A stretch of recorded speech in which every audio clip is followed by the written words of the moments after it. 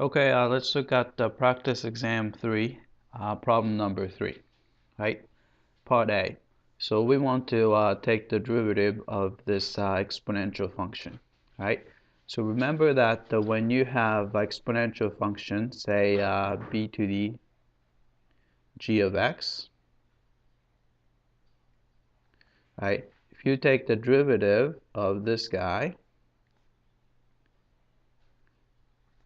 all you have to do is, first, we have to have a natural log of the base b, right?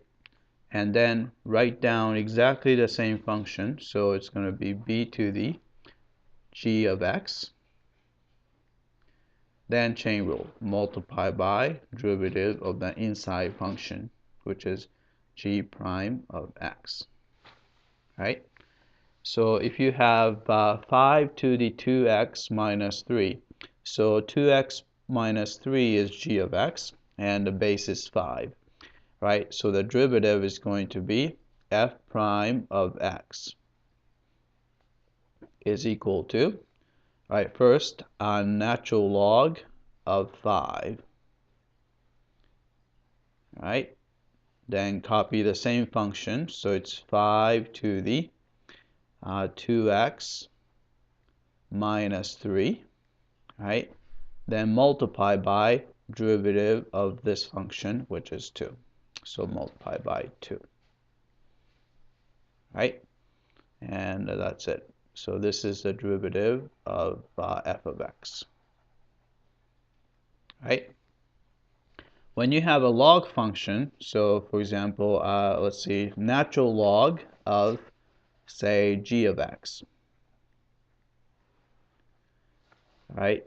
If you want to take the derivative of this guy, all you have to do is, so whenever you have a natural log, whatever inside a natural log, put it on the bottom. So g of x here, then take the derivative and put it on top. So that's the chain rule part, right?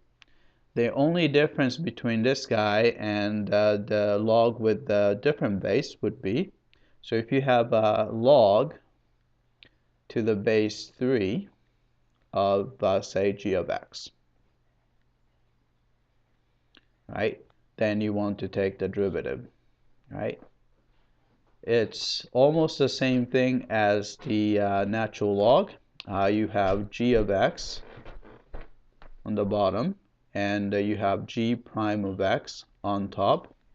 Then you have to divide by natural log of the base, right? So let's do that. So in this case, base is 3, and g of x is x squared plus x, right? So derivative g prime of x is equal to, right? So you have a fraction, right? You put the natural log of the base, which is 3, right? Then put whatever the function inside the log, so it's going to be x squared plus x, and to take the derivative of that, put it on top, which is 2x plus 1, right? That's that, right? So this is the derivative of g of x. All right, and part C.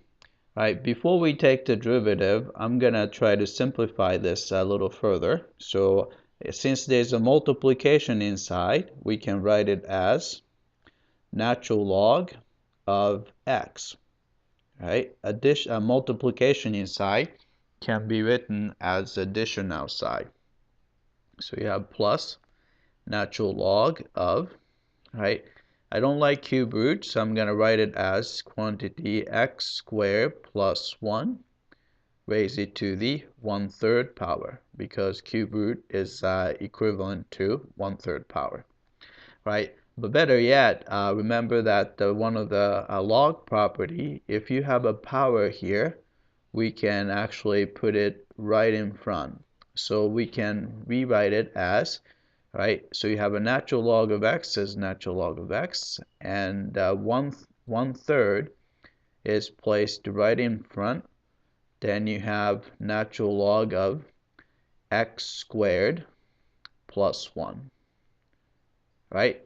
So we just rewrote h of x this way. Then we're going to take a derivative from this form, right? So h prime of x is equal to, right? Derivative of natural log of x is 1 over x. So we know how to do that, right? Then you have a 1/3, so that's a constant multiple. So I'll just put that in front, right? Derivative of natural log of x squared plus 1 is you put the x squared plus 1 on the bottom. Then take the derivative of that, put it on top, so which is 2x, right? So that's the derivative of h of x, right? That's it. I hope that this was clear.